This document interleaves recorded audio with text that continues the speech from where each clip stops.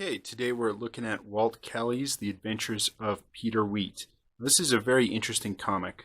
So, Peter Wheat was actually a bread brand back in the 1940s and 50s, and to kind of help encourage people to buy it, they would have this comic that would go along with it. So you would get kind of like milk today, you can still get delivered to your doorstep.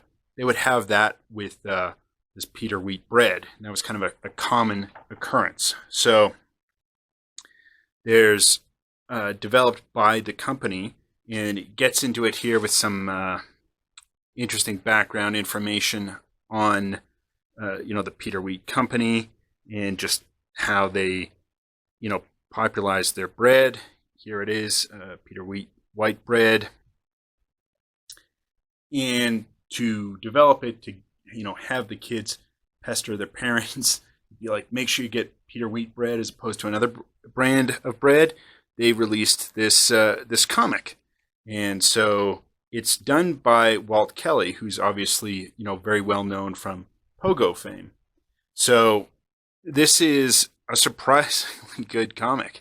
It's kind of just kind of little woodland, or instead of woodland, wheat field creatures with Peter Wheat, and it's just really some interesting stories. The art, it's a little basic. It's not super in depth, but again, this was a quote unquote free comic you would get with your bread, and it's definitely serviceable. Color is good, and what you have here is Peter Wheat kind of facing off against the Hornets.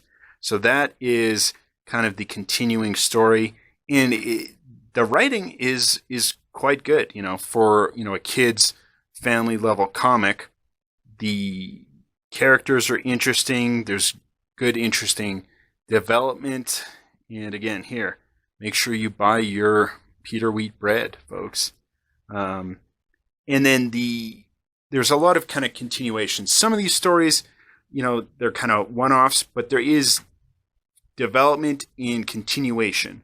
And I kind of love the whimsy, these kind of little mystical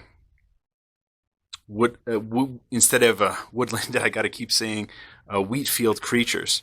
And, just the small folk, they like to make bread, make pastries, that type of thing, interaction with the animals, and there's the terrible hornets who just keep trying to stop them. Here's Peter Wheat's mother, the queen, and so it's got that kind of royalty factor in that I think a lot of children really appreciate. They always want to have stories of kings and queens and princes and princesses, and so this really appeals to children, and also the child at heart. I really did enjoy just the whimsy of the stories. It's, again, art's not the absolute pinnacle of art, but it's serviceable and it's not bad. And again, just these little creatures, it's just a fun little story when you see these anthropomorphized animals, and some of them are a little bit more than others, and just how they interact. It's always a fun story. There's a lot of fighting, a lot of action, and still interesting plots. So I really like this. It's great that Hermes Press was able to put this out. This is volume 1. There's also a second one out there. I'm not sure if I'll review that or not, just given that it's pretty similar, just kind of continues on with this. But what a unique comic, coming in your weekly bread purchase and just getting a great story. It's worth checking out. If you really want like dark and grim comics, obviously not for you.